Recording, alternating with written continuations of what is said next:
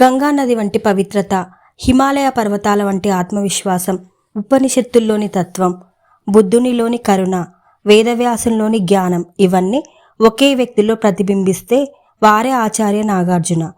అతనొక తత్వవేత్త, విద్యావేత్త, ఆచార్యుడు, బౌద్ధమత ప్రబోధకుడు, రాజులకు మార్గదర్శి, ఆయుర్వేద నిపుణులు, రసశాస్త్రవేత్త, గొప్ప రచయిత, ఇలా చెప్తూ పోతే ఎన్నో మరెన్నో. ఆచార్య నాగార్జునుడి జీవితకాలం సామాన్య శకం 150 నుండి 250. వీరి జన్మస్థలం మహారాష్ట్రలోని విదర్భ ప్రాంతమని కొందరు చరిత్రకారులు భావిస్తుండగా, ఎక్కువ మంది మాత్రం వీరిది ఆంధ్రప్రదేశ్ రాష్ట్రంలోని గుంటూరు జిల్లా వేదలి ప్రాంతం వారని భావిస్తున్నారు. ఆచార్య నాగార్జునకి దక్షిణాదిన శాతవాహన రాజులు వాసిష్ఠిపుత్ర పులోమావి, యజ్ఞశ్రీ శాతకర్ణి సమకాలికులు కాగా, ఉత్తరాదిన కుషాణురాజు కనిష్కుడు సమకాలికులు. చివరి శాతవాహన రాజులలో గొప్పవాడు యజ్ఞశ్రీ శాతకర్ణి. ఇతను ఆచార్య నాగార్జునుడి మార్గానికి ప్రభావితుడై మహాయాన బౌద్ధం స్వీకరించారు. కృష్ణానది తీరాన గల శ్రీపర్వతంపై పారామిత విహారం నిర్మించి ఇచ్చారు. ఇప్పుడు ఈ శ్రీపర్వతాన్ని నాగార్జునకొండగా మనం పిలుస్తున్నాం.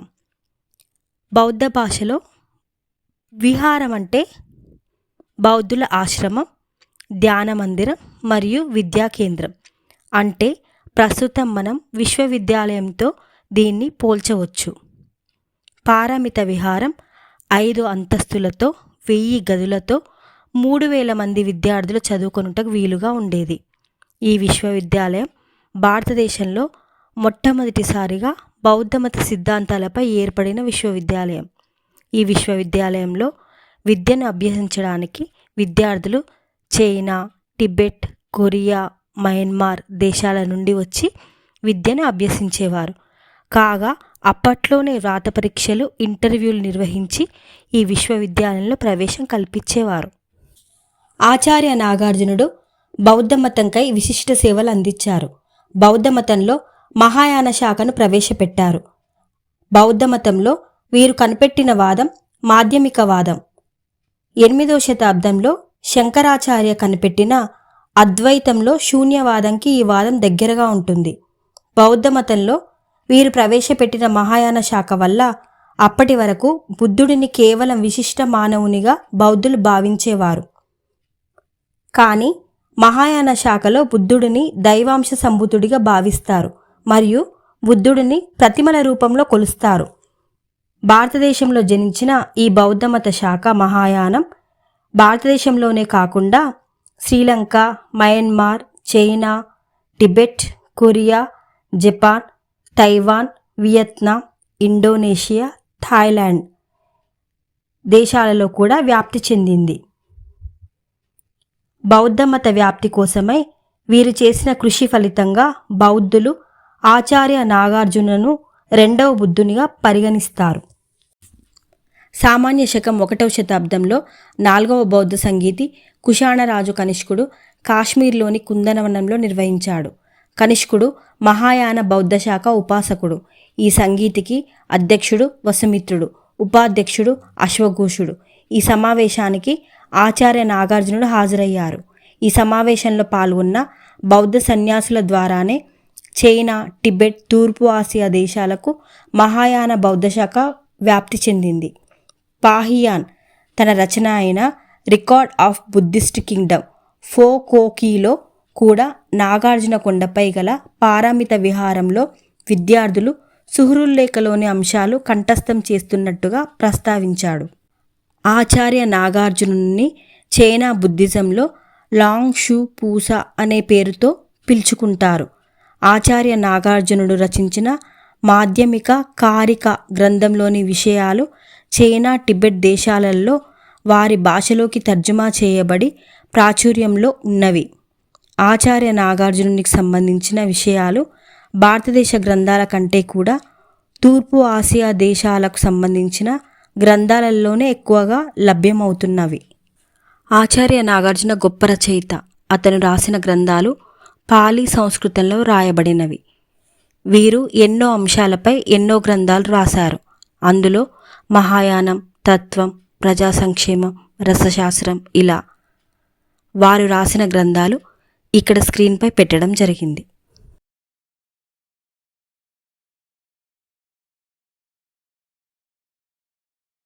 ఆచార్య నాగార్జునుడు కేవలం తాత్వికుడు మాత్రమే కాదు, ఆయన ఒక రసశాస్త్రవేత్త, ఆల్కెమిస్ట్, ఆయుర్వేద శాస్త్రవేత్త కూడా.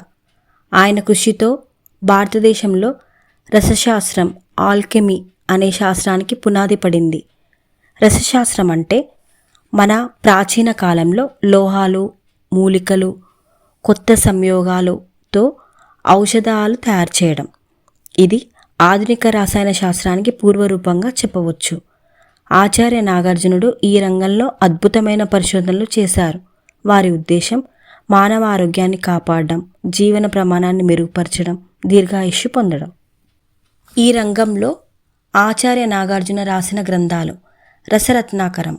ఇది ఆచార్య నాగార్జునుడి అత్యంత ప్రసిద్ధి చెందిన గ్రంథం.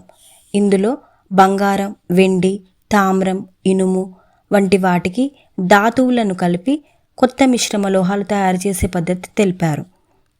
ఇంకా బంగారం, వెండి, తామ్రం, సీసం, ఇనుము లోహంల శుద్ధి విధానాలు కూడా తెలిపారు. పాదరసంను ఉపయోగించి ఔషధాల తయారీ, జీవనాన్ని దీర్ఘకాలికంగా ఆరోగ్యంగా ఉంచే రహస్యాలు కూడా ఇందులో చెప్పబడ్డవి. ఈ గ్రంథం లోహ పరిశ్రమ, ఔషధ తయారీ రంగానికి పునాది అని చెప్పవచ్చు. రెండవది రసేంద్ర మంగళం. ఈ గ్రంథంలో పాదరసం యొక్క శుద్ధి పద్ధతులు తెలిపారు. ఈ గ్రంథంలో పాదరసంను జీవరసంగా పిలుస్తూ దాన్ని ఇతర లోహములతో కలిపి సంయోగాలు తయారు చేసే విధానాన్ని పేర్కొన్నారు. ఈ గ్రంథంలో మనిషి శరీరాన్ని బలపరిచే రసాయన సంయోగాల గురించి వివరించారు. ఇక్కడ మనం అర్థం చేసుకునేది ఏంటంటే, అప్పటి కాలంలోనే భారతీయులు మెర్క్యూరీ ఆల్కమీ గురించి లోతైన పరిజ్ఞానాన్ని కలిగి ఉన్నారు. ఆరోగ్య మంజరి. ఈ గ్రంథం ఆయుర్వేద వైద్యశాస్త్ర గ్రంథం. ఇందులో శరీరాన్ని ఆరోగ్యంగా ఉంచే మూలికల యొక్క ఔషధాలు, ఆహార నియమాలు, జీవన శైలి పద్ధతులు, వృద్ధాప్యాన్ని తగ్గించే రసాయన యోగాలు, రిజ్యూవినేషన్ మెథడ్స్, దీర్ఘాయుష్షు పొందే ఆరోగ్య రహస్యాలు ఈ గ్రంథంలో వివరించబడ్డాయి. ఈ గ్రంథం ద్వారా వైద్యశాస్త్రంలో వారు చేసిన విశేష కృషి మనం అర్థం చేసుకోవచ్చు. యోగసారం.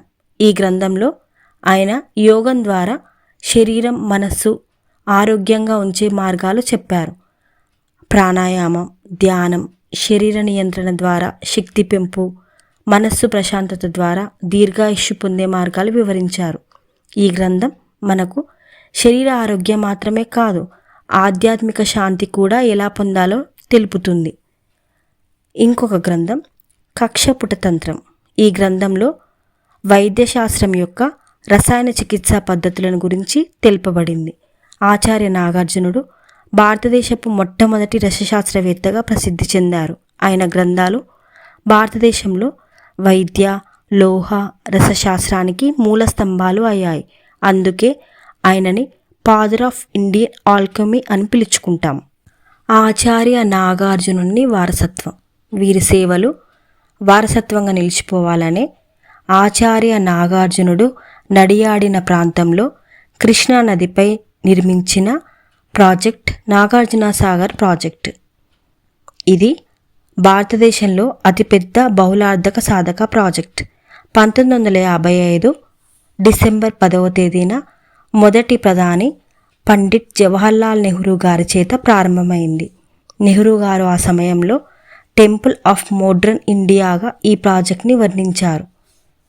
భారత మూడో ప్రధాని అయిన శ్రీమతి ఇందిరాగాంధీ 1967 ఆగస్టు 4వ తేదీన కుడి ఎడమ కాలువల ద్వారా నీటి విడుదల చేశారు. ఈ ప్రాజెక్టు ద్వారా ఉమ్మడి నల్గొండ, ఖమ్మం, కృష్ణా, గుంటూరు జిల్లాలకు సాగునీరు అందచేస్తున్నారు. నీటిపారుదల, జల విద్యుత్ ఉత్పత్తి, తాగునీటి సరఫరా, వ్యవసాయ రంగ అభివృద్ధి, వరద నియంత్రణ, చేపల పెంపకం ఇలా అనేక విధాలుగా ఈ ప్రాజెక్టు సేవలను అందిస్తుంది. 1966 సంవత్సరంలో కృష్ణానదిపై గల నాగార్జునకొండ ద్వీపంపై మ్యూజియంని నిర్మించారు. ఈ మ్యూజియం ఆంధ్రప్రదేశ్లోని పల్నాడు జిల్లాలో కలదు. భారత పురావస్తు శాఖ ఆధ్వర్యంలో ఈ మ్యూజియంని నిర్మించారు. ముఖ్యంగా శాతవాహన, ఇక్ష్వాకు, వాకాటక రాజవంశాల బౌద్ధ శిల్పాలు, శాసనాలు, పరిపాలన ఆనవాళ్ళు మనకిక్కడ కనబడతాయి.